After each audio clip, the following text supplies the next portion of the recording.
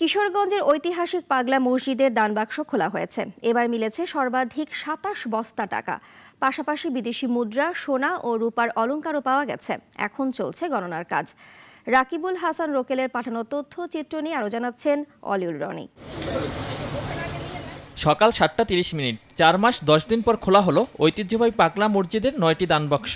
বিপুল সোনার উপর পাশাপাশি মিলে ২৭ বস্তা টাকা। এরপর শুরু হয় টাকা গণনার কাজ।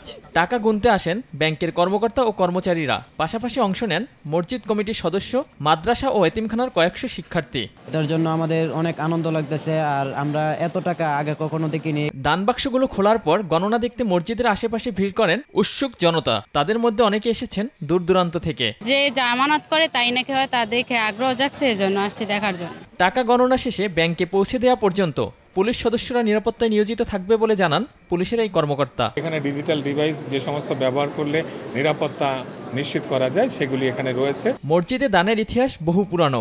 জেলা প্রশাসক জানালেন এসব অর্থ দিয়ে মসজিদকে আন্তর্জাতিক মানের কমপ্লেক্স করার কথা। এটাতে আমাদের সবারই আন্তরিকতা রয়েছে, সবারই সহযোগিতা রয়েছে। আমাদের সবারই ইচ্ছা এটার কাজটা যত দ্রুত আমরা শুরু করতে পারি। এর আগে ২০২৩ সালের ৯ ডিসেম্বর ৩ মাস ২০ দিন পর দানবাক্সগুলো খোলা হয়েছিল। তখন ২৩টি বস্তায় ৬,৩২,৫১,৪২৩ টাকা পাওয়া গিয়েছিল। অলিউল রনি, নাগরিক। একমাত্র ওয়ালটন এসি দিচ্ছে ১ বছরের রিপ্লেসমেন্ট গ্যারান্টি।